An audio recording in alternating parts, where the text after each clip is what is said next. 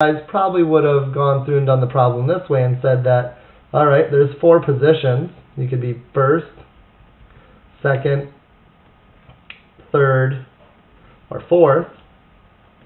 And what happens is you've got 4 runners in the race. Any of them could finish first.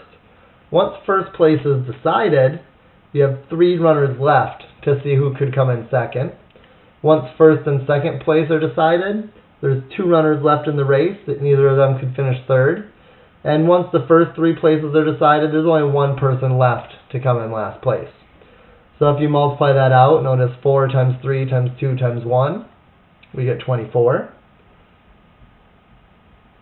But now the shorthand way of writing that, which is, again, what this section's all about, is using math symbols to shorten up these common operations. We would just say that this was 4 factorial, and again, that's equal to 4 times 3 times 2 times 1, or 24 ways. So hopefully it'll save us a little bit of work in the long run. We won't have to write out all of these spaces and then walk through the logic that way. Now, is there anything wrong with that method? If you understand it, no, by all means. Go back through and make the lines and the spaces and put the numbers in and multiply them out that way. If you're comfortable knowing that permutations lend themselves well to factorial, and you want to go through and just use the factorial, save yourself a little bit of writing, a little bit of time, and go through and look at it like that. Another common problem that's used with factorials would be, how many ways can we rearrange the letters of a word? So, for example, if we had the word dog, and I purposely chose a word where none of the letters are repeated, we'll get into that another time. So, how many different ways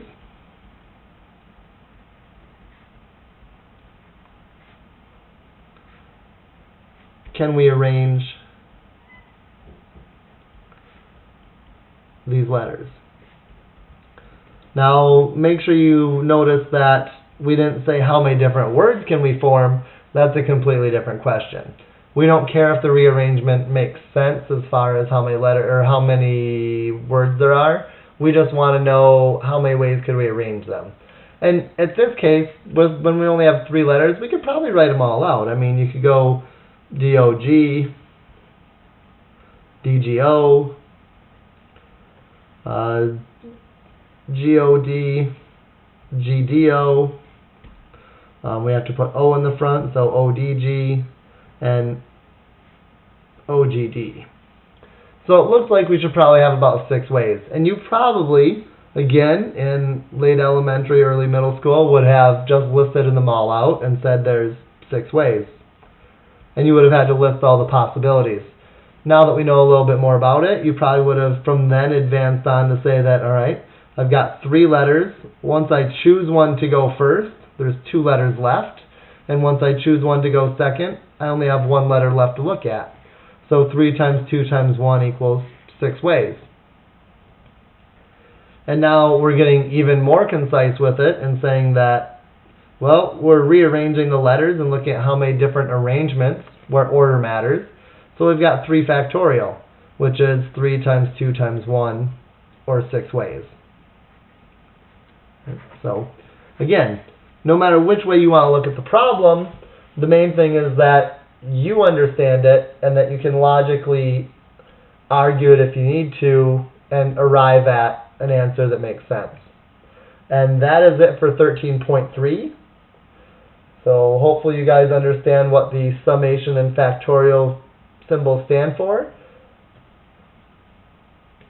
And we will move on to 13.4 in the next lesson.